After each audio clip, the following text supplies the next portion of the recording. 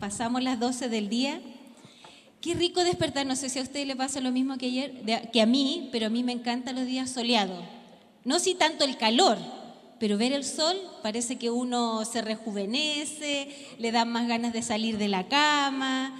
Y más aún ahora que septiembre viene acompañado, ¿cierto?, con la primavera. Por lo menos aquí en Chile, la primavera. Así que agradecidas del Señor porque de todo el Señor nos da un poquito. Y en este mes en que estamos celebrando, ¿qué se celebra este mes? El mes de la Biblia. Y qué importante es volver al manual, como decía Marcelo o Daniel, ¿cierto? A este manual, a esto que el Señor nos dejó, a ir a sus principios, a ir a sus consejos, a ir a sus promesas, conocerlas y compartirlas también con nuestra familia. Hermanos, no estamos en los mejores tiempos. Ya veíamos el mes pasado que se estuvo compartiendo a la familia, los temas eran en relación a la familia. Qué importante es poder volver a la palabra y ir ahí y encontrar aquí respuesta a todas nuestras preguntas y no buscar respuestas, ¿cierto?, con ideologías humanas, porque la palabra se tiene que entender espiritualmente y la pueden solamente comprender sus hijos que viven en el Espíritu, porque el Espíritu mora en cada uno de nosotros. Si el Señor no viene antes, estos pequeños que pasaron aquí adelante son las futuras generaciones, pero de lo que nosotros vamos a entregarle a ellos, qué importante es cultivar la palabra, el creer en Dios, en confiar en Él, porque hermanos, nosotros somos la luz del mundo y somos la sal de esta tierra, somos luz y somos sal. Brillemos y también provoquemos esa sed de conocer del Señor. Así que cada uno de ustedes como adulto es responsable de compartir la palabra del Señor, de llevarla, no solamente de traer a sus hijos, nietos a la iglesia para que conozcan de la palabra, sino que ustedes son los responsables de compartirla en casa. Así dice la palabra, que los padres, ¿cierto?, son los responsables de compartir y de enseñar y de dar a conocer a este Dios tan grande que cada uno de nosotros tiene. ¿Es grande nuestro Dios? Amén. Yo de verdad hoy día me sentía gozosa. Este fue un buen fin de semana. Estuve en las tierras de Carla y de Constitución. Fue breve el tiempo, fui, volví, estuvimos compartiendo de ahí de un retiro, pero nos gozábamos al Señor de cómo Él obra. Y también me doy cuenta de la necesidad que necesitamos de buscarle más aún en estos tiempos. Y de que el Señor nos llene con su Espíritu Santo, para que en todo Él nos pueda dirigir, en todo. Y bueno, el tema que hoy vamos a compartir lleva por título Un solo libro, una sola historia y una sola persona. Un solo libro, una sola historia y una sola persona. Podríamos pensar que Dios, en los inicios, ¿cierto?, en la creación, Dios se equivocó en crear al hombre. Porque si usted va a la palabra del Señor, apenas los creó, en el capítulo que viene, el hombre ya había pecado. Ya había caído en el pecado. Podríamos pensar que Dios envió a su Hijo para salvar a los seres humanos como último recurso. Pero Dios creó al ser humano como una criatura muy especial. Él esperaba que tuviésemos la capacidad de amarle por elección propia. ¿Podemos creer que el Señor se equivocó en al crear al ser humano? ¿Podemos creer que el Señor envió a Jesús como su último recurso para poder salvarnos? Dios nos creó a cada uno de nosotros con esa libertad y esa capacidad de amarle por elección propia. La Biblia dice que fuimos creados a imagen y semejanza de Dios. Y la principal diferencia entre nosotros y los animales es la capacidad que tenemos de responder por nuestros actos. Cada uno de nosotros tiene esa posibilidad. Nosotros nos diferenciamos de los animales porque tenemos la capacidad de responder por nuestros actos. Si hacemos lo bueno o hacemos lo malo. A ninguna otra criatura se le podría haber encargado algo como esto, como lo que dice en Génesis, capítulo 2, versos 16 y 17. Más del árbol que está en el centro del huerto no comerás, porque el día que de él comieres, ciertamente morirás. Él no se lo podía haber encargado a los elefantes que habían ahí. Él no se lo podría haber encargado a las aves que estaban en el Edén. Él no se lo podía haber pedido a la mariposa que andaba volando, ni a los árboles, ni a los frutos. Solamente al hombre. Él tenía la capacidad de responder, había sido creado para responder por sus actos. Más del árbol que está en el centro del huerto no comerás, porque el día que de él comieres, ciertamente morirás. Y eso lo encontramos en Génesis capítulo 2, versos 16 y 17. ¿Y qué hizo el hombre? Desobedeció. Aún, ¿cierto? Diciéndole que las consecuencias que esto podía tener. Ahí estábamos nosotros. No le echemos la culpa a Adán. Adán nos representaba a cada uno de nosotros. Si usted hubiera sido Eva o usted hubiese sido Adán, por esta naturaleza, hubiésemos pecado igual. Después de este versículo nos encontramos con otro versículo que está en Génesis 3:15. Y dice, pondré enemistad entre tú y la mujer, y entre tu simiente y su simiente. Él te herirá en la cabeza y tú le herirás en el talón o en el calcañar, como dice ahí. No hay persona que leyendo la Biblia pueda obviar este hilo conductor, este primer versículo que nos encontramos aquí, que es una primera promesa dado en el Edén, una promesa del Señor donde Él dice que pondrá enemistad, ¿cierto?, entre tú y la mujer, entre mi simiente y su simiente. Él nos podrá herir el talón, ¿cierto? Pero sin embargo, Dios lo herirá en la cabeza por medio del sacrificio de Jesús. Entonces, este es el primer hilo conductor, es la primera promesa dada en el huerto del Edén y que luego se cumple en los evangelios. Ahí podemos ver cómo Jesús, ¿cierto?, fue llevado a la cruz y Él murió por cada uno de nuestros pecados.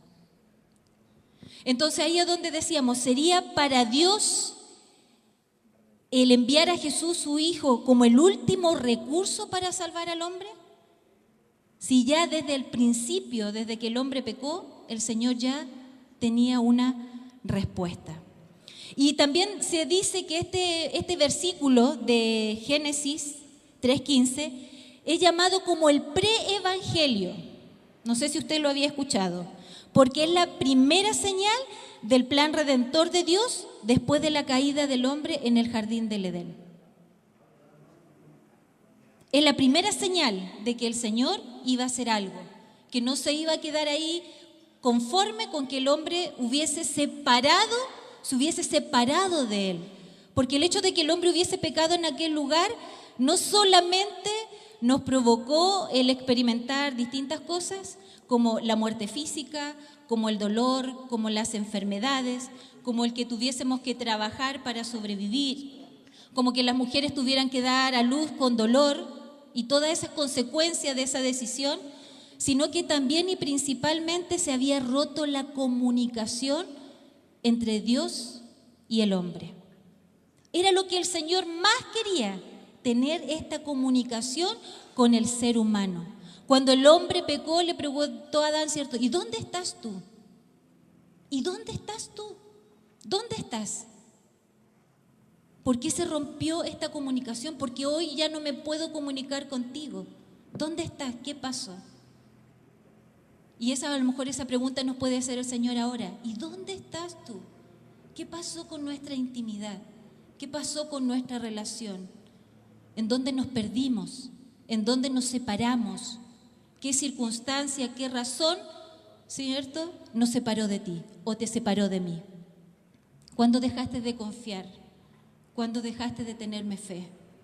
¿Cuándo dejaste de creerme?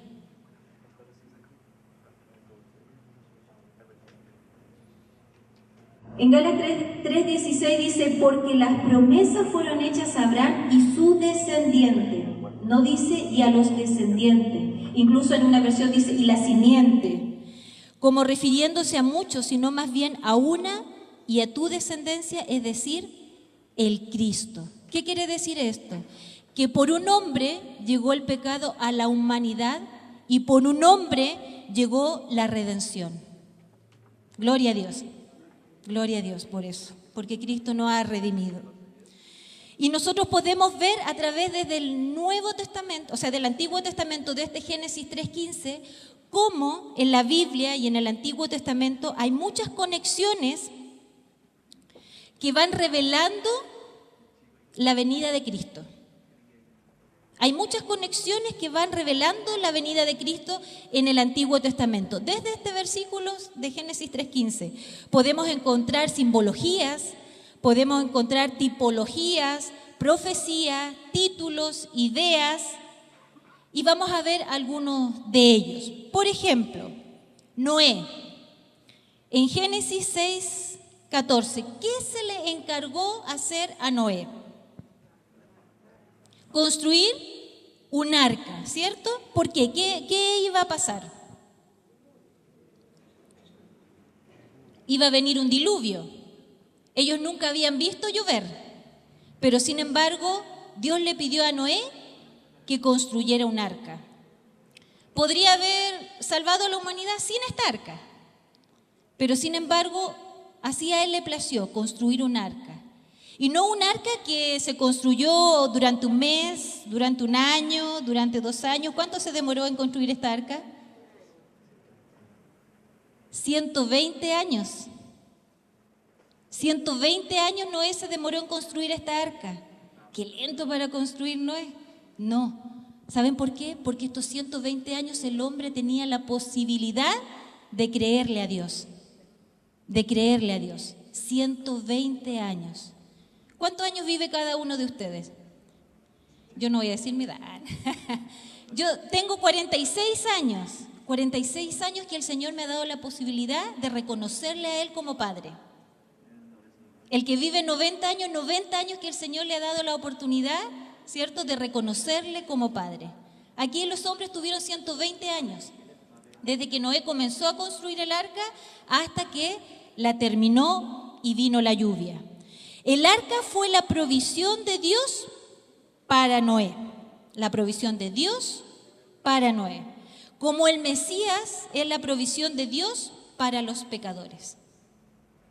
El arca fue la provisión de salvación para Noé en medio del diluvio.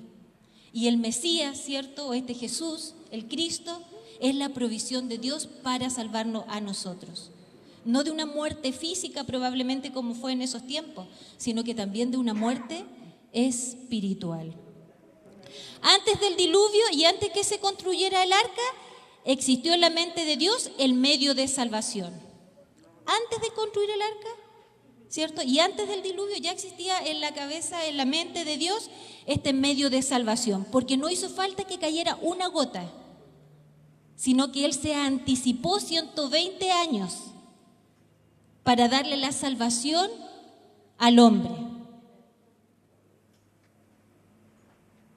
Y aún en nuestros tiempos, Él se adelantó 2018 años para que nosotros hoy le conociéramos.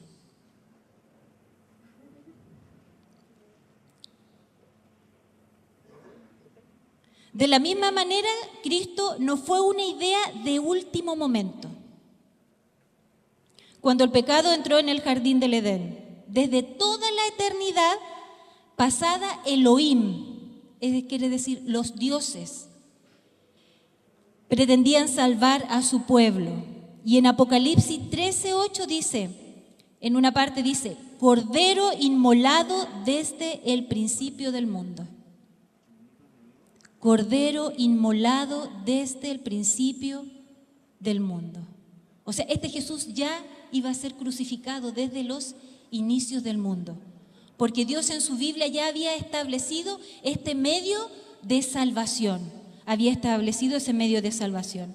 Entonces podemos ver que el arca es un símbolo de salvación, como lo es Cristo, un símbolo, no, ni siquiera un símbolo, la persona, ¿cierto?, que nos ha salvado. También, aparte del arca de Noé, podemos encontrar en Oseas, un profeta menor. Su historia es bien particular, no sé si ustedes lo han leído alguna vez. ¿Qué le pidió Dios al profeta Oseas? ¿Se recuerdan? ¿Con quién debía casarse? Con una ramera. Debía casarse con una prostituta. Se llamaba Gomer. Esta prostituta representaba lo que hacía el pueblo de Israel. ¿Qué hacía el pueblo de Israel? Se prostituía, adorando a otros dioses, adorando y sirviendo a otros dioses. Y así fue que el Señor quiso graficar a través de un matrimonio cómo Él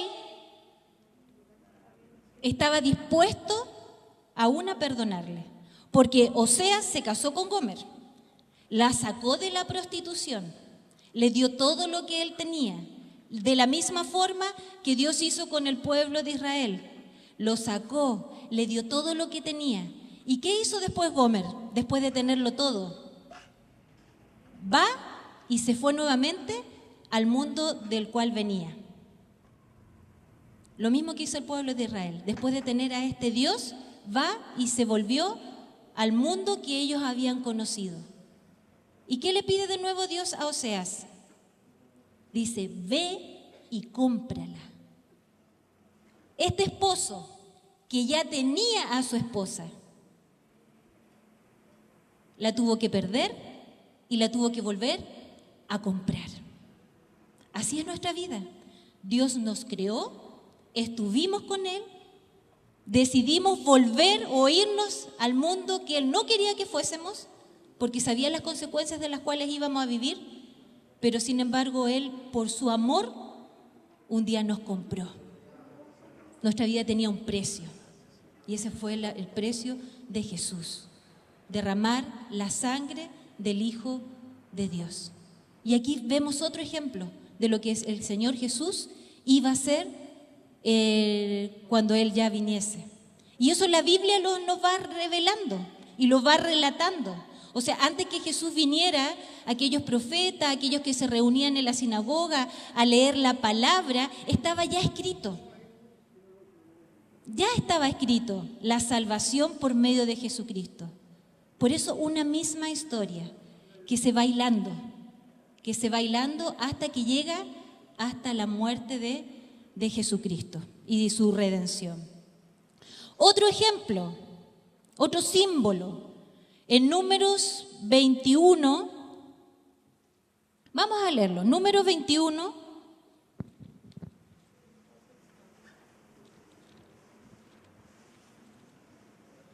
Números capítulo 21, verso 4 al 9, dice así: Después partieron del monte de Hor, camino del Mar Rojo, para rodear la tierra de Edom, y se desanimó el pueblo por el camino.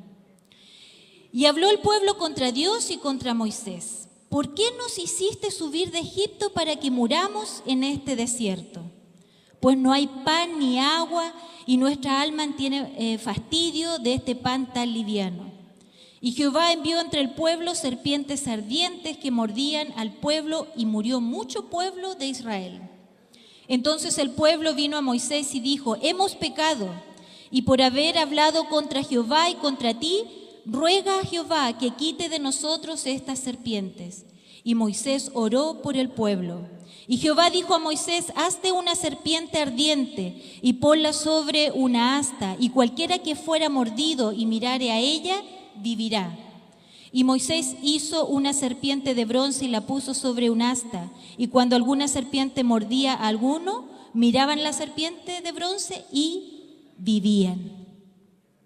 El pueblo murmurando. ¿Le parece familiar? Nosotros también somos muy murmuradores y muy quejosos también. El pueblo murmuraba. Ellos recordaban lo que tenían en Egipto y todo lo que habían perdido. Y este pan tan liviano que caía del cielo parece que no lo saciaba. Y empezó la murmuración, mejor hubiese sido. Nosotros también a veces usamos esa frase, ¿cierto? Mejor hubiese sido haberme quedado en Egipto y seguir disfrutando de lo que ahí yo tenía, que de lo que hoy, lleno de problemas, lleno de dificultades. Parece que mi vida era mejor antes de conocer al Señor que ahora que estoy lleno de problemas. Probablemente alguna vez hemos dicho esas palabras, ¿cierto?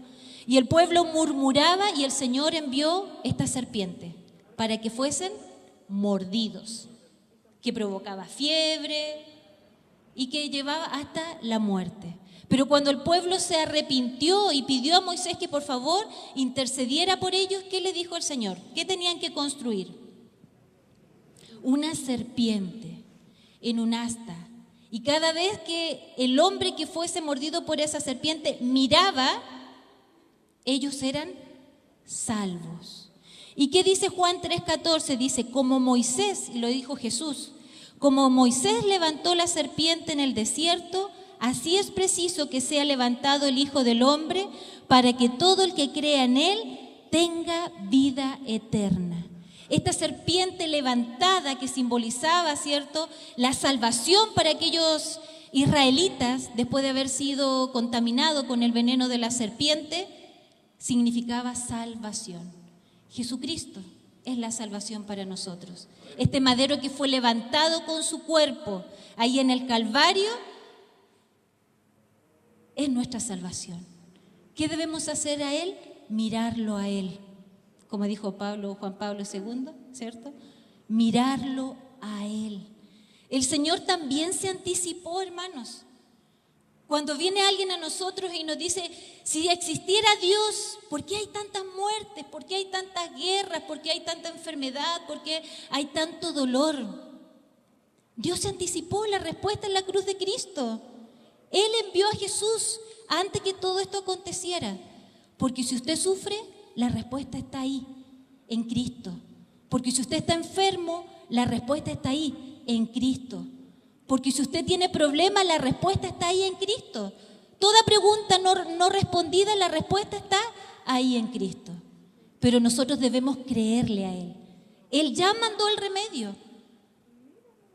Antes que naciésemos, Él ya nos mandó el remedio para todo eso. Si usted tiene un pasado difícil, doloroso, es Cristo quien puede sanarte.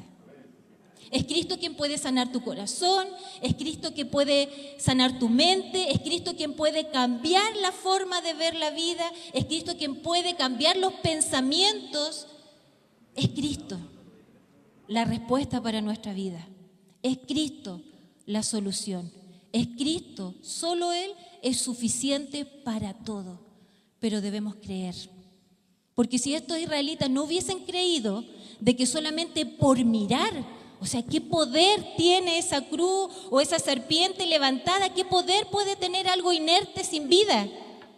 Solamente ellos tenían que hacer creer. Y el creer, la fe, era lo que cambiaba todo. La fe, el creerle al Señor. También encontramos muchas profecías en el Antiguo Testamento. Isaías es uno de los profetas que habla mucho de la venida de Jesús y de su sacrificio. Vamos a Isaías 9:6.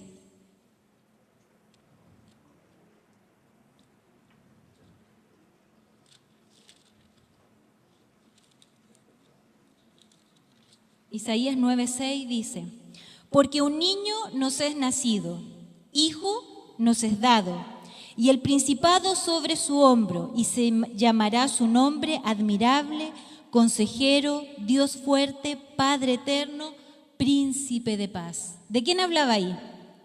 De Jesús, de este niño que iba a nacer. Después de muchos años, ¿cierto?, se cumplió esta promesa. Después en Isaías 53,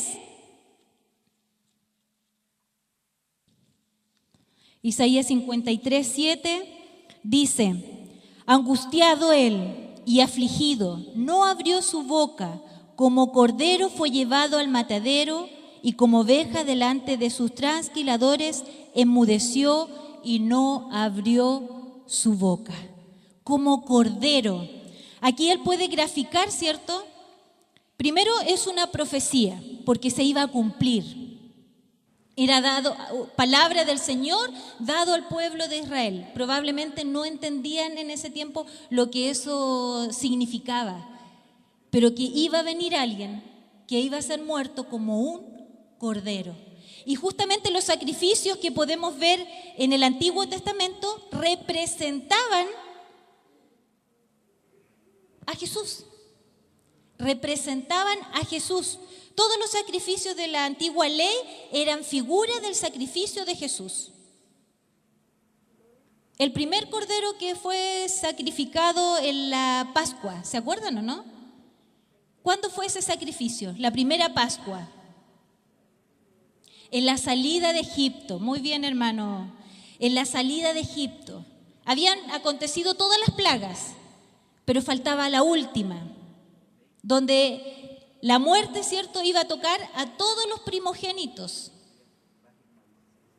y podría caer también sobre el pueblo de Israel si no hacían lo que Dios le había dicho que hiciesen. ¿Y qué tuvieron que hacer? Sacrificar un cordero. Pero los sacrificios que el pueblo de Israel hacían no era cualquier animal, tenía que ser un animal perfecto, sin mancha, sin algún problema físico, porque era la representación de este Cordero de Cristo. Y ellos, ¿qué tuvieron que hacer ese día? Matar el Cordero y con la sangre, ¿cierto?, pintar los lindenes de la puerta.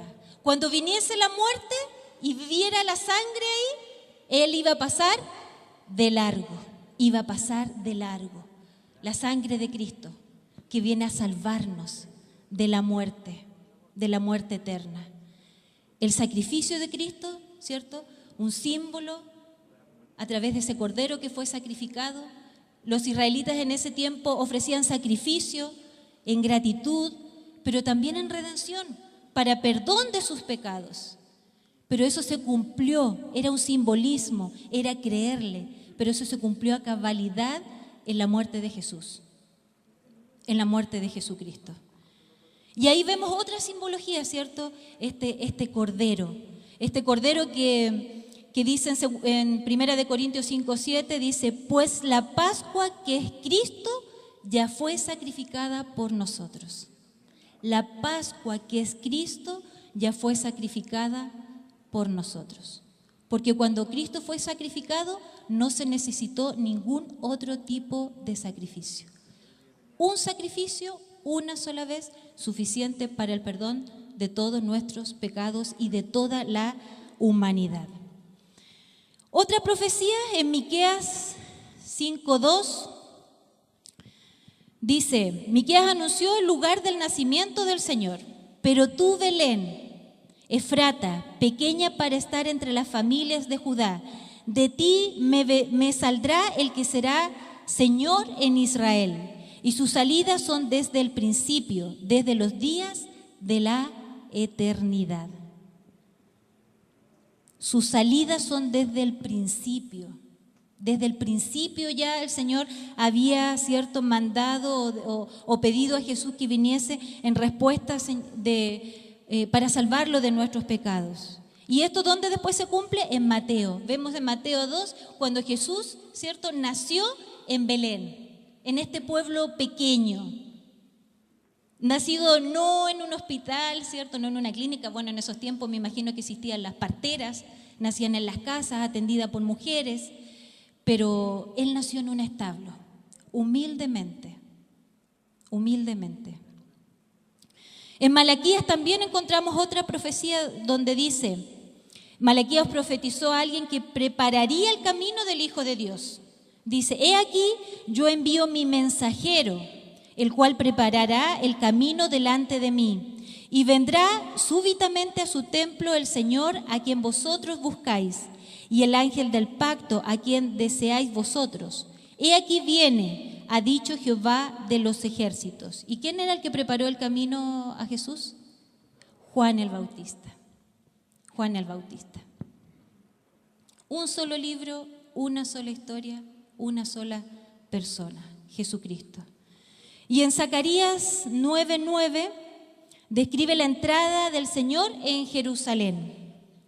Alégrate mucho, hija de Sión, da voces de júbilo, hija de Jerusalén. He aquí tu rey vendrá a ti, justo y salvador, humilde y cabalgando sobre un asno, sobre un pollino, hijo de asno. Cuando Jesús entró en Jerusalén, no montado en un caballo, ¿cierto?, que podría haber simbolizado que venía a confrontar al pueblo romano como en una provocación, sino que en humilde asno, en humilde asno. Y hay títulos que también representan o simbolizan a Cristo, como el templo. Ustedes saben que para el pueblo judío el templo era algo muy importante. En el templo era donde ellos aprendían a vivir su fe a través de los sacrificios y también de subir 3 veces al año a peregrinar. Hoy solamente cuentan con el Muro de los Lamentos y aún así ahí se reúnen, ¿cierto?, a orar por la venida del Mesías. Ellos aún se juntan en aquel lugar para orar por la venida del Mesías. Pero sin embargo hay hoy judíos cristianos. Estos judíos cristianos, para ellos la situación ya es muy distinta, porque no deben añorar el templo. Jesús es el nuevo templo y su muerte el único sacrificio que él mismo ofreció. El mismo Jesús dijo en Juan 2 que el templo iba a ser derribado en 3 días y él lo iba a volver a... O sea, el templo iba a ser derribado y reconstruido en 3 días, simbolizando, ¿cierto?, su muerte y su resurrección. El templo. Recuerden que en el Antiguo Testamento el templo era donde estaba la presencia de Dios, porque Dios nunca se ha apartado de su pueblo, Dios ha estado en medio nuestro. En el Antiguo Testamento estuvo ahí en ese lugar santísimo.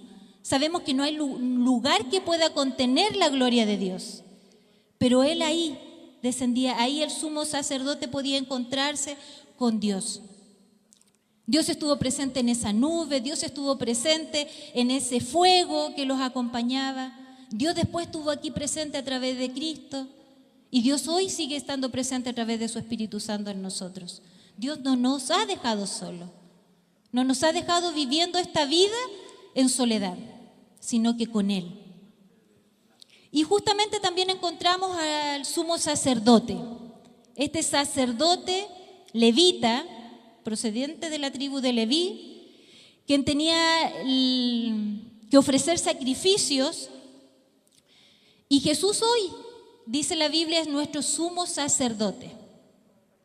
Si vamos a Hebreos 9, vamos al Nuevo Testamento.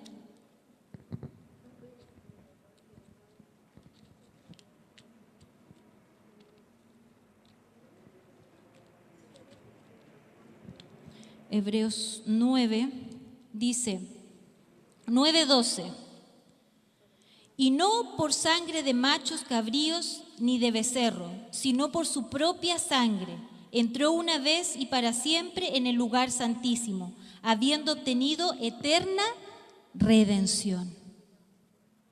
Eterna redención, este sumo sacerdote. Y en Hebreos 4:15 dice, porque no tenemos un sumo sacerdote que no pueda compadecerse de nuestras debilidades, sino uno que fue tentado en todo según nuestra semejanza, pero sin pecado. Ese es el sumo sacerdote que hoy tenemos, que nos representa delante del Padre. Uno que se compadece de nuestras debilidades, uno que sabe en carne propia lo que es un ser humano, pero también sabe que teniendo a Dios en el corazón, nuestra vida puede ser una vida de santidad. Una vida de santidad.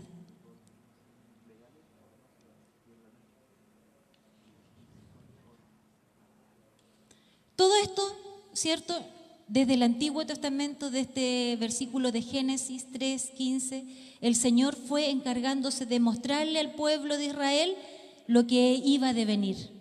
Dice que, en Corintios dice que Él fue una sombra, ¿cierto? Todo esto que había acontecido en el Antiguo Testamento era una sombra de lo que iba a venir. El Señor se fue revelando de a poco al pueblo. Se fue revelando y su revelación máxima y completa fue en Jesucristo. El Señor se va revelando de a poco también en nuestras vidas y nos va revelando su palabra y nos va revelando sus propósitos y nos va revelando, ¿cierto?, su voluntad. Aunque su voluntad está aquí. Aquí está la voluntad de Dios. Si usted quiere saber cuál es la voluntad de Dios para usted, o cuál es la voluntad de Dios, hoy día justamente hablábamos en nuestra clase de cuál era la pregunta correcta. Si es cuál es la voluntad de Dios para mi vida o cuál es la voluntad de Dios. Y la pregunta correcta era ¿cuál es la voluntad de Dios? No se trata de mí, se trata de lo que el Señor quiera. Y así el Señor nos ha mostrado su amor en esta palabra. Y como un solo libro, una sola historia, una sola persona, Jesús. Todo lo preparó. Antes, yo creo que el hombre pecara. Dios sabía y nos creó. Y podríamos pensar que Él se equivocó en crearnos. Pero sin embargo yo creo que el Señor sabe las cosas que Él hace. Es como, yo pensaba, yo decía, es como un matrimonio que anhela la venida de un hijo y que sabe que ese hijo le va a traer dolores de cabeza, que sabe que ese hijo le va a significar pasar noches sin dormir, que sabe que ese hijo va a tener necesidades y que yo se las voy a tener que cubrir, pero sin embargo, aún así lo traemos al mundo, porque estamos dispuestos, ¿cierto?, a cubrir sus necesidades, a estar a su lado, entregarles amor, y al igual que Dios, esperamos que ellos también nos amen a nosotros como nosotros le amamos a ellos. Yo así lo miraba cuando reflexionaba. Yo decía, el Señor sabía lo que iba a hacer esto de crear a un ser humano, pero esa necesidad de entregar amor, de compartir, es la misma que nosotros probablemente sentimos cuando trajimos a nuestros hijos al mundo. Sabiendo lo que íbamos a tener, entendíamos que eso era lo que podía pasar, ¿cierto? Sabíamos que eso iba a significar esfuerzo, sacrificio, dedicación, tiempo, a lo mejor llanto, alegría, noches sin dormir, pero aún así estuvimos dispuestos. Me imagino que Dios fue exactamente lo mismo. Exactamente lo mismo. Pero agradecidos del Señor por ese gran amor. Agradecidos del Señor porque cómo nos hace comprender su palabra. Esto es una locura, porque no se puede entender humanamente. Esto solamente se puede entender espiritualmente. La palabra no se puede vivir humanamente. La palabra se vive en el Espíritu. En la medida que mi Espíritu Santo gobierne mi vida, en la medida que yo esté más cerca de Dios, yo voy a poder vivir la palabra. Pero si yo me alejo de Dios, me alejo de su cobertura, yo le digo a los hermanos, nos hacemos más humanos, mucho más difícil en nuestras fuerzas vivir la palabra. Por eso el mundo no puede vivir la palabra, porque el Espíritu Santo no mora en ellos. Y por eso nosotros tenemos que compartir de este Evangelio. Si Dios se preocupó desde el inicio por nuestra salvación, hoy los encargados de preocuparnos de la salvación, ¿cierto?, que ya fue, ya se cumplió, pero de compartir y de hablar de ella, somos nosotros. Nosotros somos hoy la luz y la sal del mundo. Nosotros somos hoy los encargados, ¿cierto?, de llevar la palabra. Y esta palabra, hermanos, algo que también me ha dado vuelta este último tiempo, esa palabra de poder. El Señor dijo, recibiréis poder. No le dijo a alguno, recibiréis poder cuando haya venido sobre vosotros el Espíritu Santo. Y me seréis testigo, o sea, hablarían de Él. Esta palabra poderosa tiene que recobrar ese poder por medio de nosotros, por medio del Espíritu Santo en nosotros, para que muchas vidas se confronten a ella y puedan arrepentirse, para que muchas vidas arrepentidas tengan la posibilidad de ser restauradas, de ser sanadas, de ser quebrantadas en lo que necesitan ser quebrantados. Así que, hermanos, volvámonos a la palabra, oremos, acerquémonos al Señor, llenémonos de Él. Es la única forma de que podamos cumplir su voluntad. No se trata de nuestras fuerzas, no lo vamos a hacer. Pero cuando estamos cerca del Señor, es el Señor obrando a través de nosotros.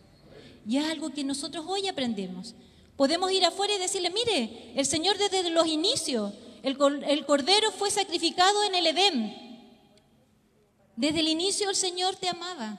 Desde el inicio el Señor fue, ¿cierto?, construyendo todo y revelando todo y simbolizando a Jesús en el Antiguo Testamento para que un día no fuera la ley, sino que la gracia del Señor en nuestras vidas. Gracias, demos al Señor. Oremos. Gracias, Señor, gracias queremos darte, Padre, en esta tarde por tu palabra. Gracias, Señor, porque nos pusiste en este mundo y no nos dejaste solos. Gracias porque estás con nosotros aquí, Señor, por medio de tu Espíritu Santo. Gracias, Señor, gracias porque nos has dejado la Biblia, estos escritos donde hemos podido entender, Señor, todo esta historia desde que nos creaste, así como nosotros contamos a nuestros hijos cuando ellos nacieron y todas las cosas que fueron haciendo y en las cosas que a lo mejor se equivocaron o cómo hicieron estas otras cosas. Señor, tú dejaste tu palabra para poder enseñarnos, para dejarnos el ejemplo de un pueblo y de lo que simbolizaba o significaría el que nos apartáramos de ti. Pero también, Señor, una historia de amor, de cómo tú una y otra vez, Señor, les perdonaste, cómo una y otra vez, Señor, tú los trajiste con esos lazos de amor, Señor, y volviste a hacer de tu pueblo el pueblo que tú querías. Pero gracias, Señor, porque ese amor tan grande no solo le alcanzó a ellos, sino que a nosotros también, Señor, a este pueblo gentil, aquellos que no descendimos, Señor, probablemente del linaje de Abraham, del linaje de Isaac, pero gracias, Señor, porque descendemos de ti, Padre. Gracias por esta salvación tan grande que tú nos has entregado.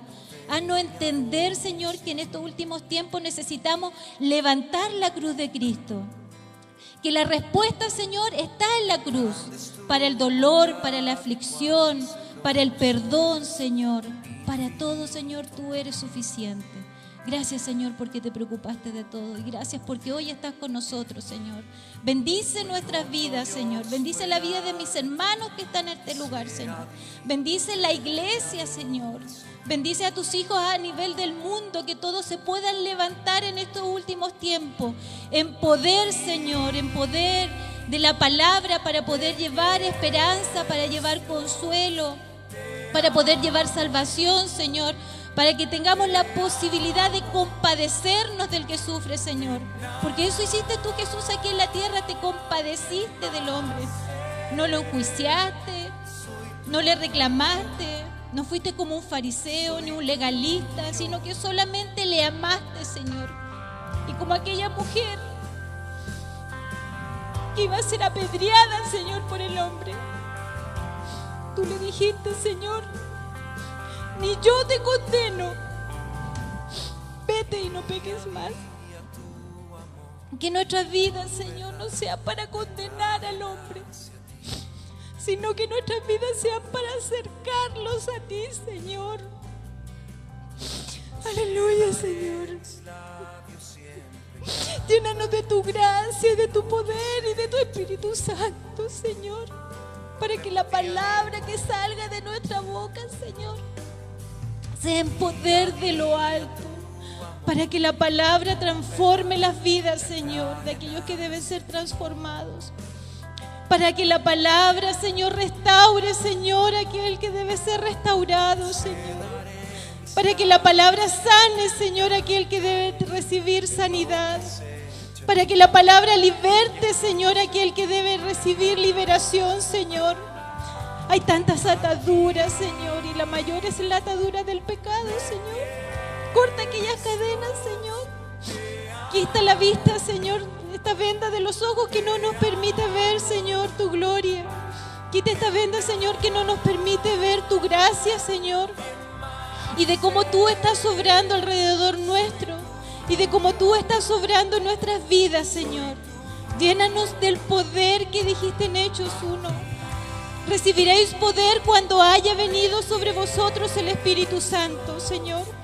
Y me seréis testigos. Y eso es lo que necesitamos hoy, Señor. Ser testigos de ti, Señor. Ser esos hijos de luz. Ser esos hijos, Señor, como sal aquí en la tierra. Gracias, Señor, gracias. Levanta tu iglesia, Señor. Somos la luz en este mundo de oscuridad, Señor. Es el amor tuyo en nuestras vidas, Señor, el que puede tocar los corazones de aquellos que están afuera, Señor. Tu palabra dice que el amor cubre multitudes de pecados, Señor. Y nosotros estamos aquí solamente por tu gracia, Señor. Por ningún otro motivo, no porque merezcamos algo, Señor, sino que solo por tu gracia. Ningún mérito hay en nosotros, Señor. Solamente tu amor manifestado en nuestras vidas. No somos santos, Señor. Somos santos porque Cristo está en nuestras vidas. Y porque tú lo ves a Él, Señor. ¿Quiénes somos nosotros? Tus hijos, Señor. Tus hijos, Padre. Levántanos en poder, Señor. Levántanos en poder. Que tu iglesia, Señor, a nivel de todo el mundo pueda levantarse. Venezuela pasa momentos difíciles, Señor. Y nosotros podemos interceder por ellos. Pero son tus hijos en aquel lugar que deben levantarse, Señor. En poder y gloria compartiendo, Señor, de tu palabra. Llevando esperanza, Señor, en un momento difícil. Señor, levántanos, Señor. Gracias, Padre. Gracias por tu Espíritu, Señor, que vive en nosotros. Bendice tu pueblo, Señor. Bendice tu iglesia, Señor. No la Alianza Cristiana y Misionera, Señor, sino que tu iglesia, tu cuerpo, este cuerpo de Cristo, Señor. Que seamos uno, Señor, en un mismo sentir y en un mismo pensamiento, Señor, que eres tú, Señor. Gracias, Padre. Gracias, Señor. En el nombre de Jesús. Amén.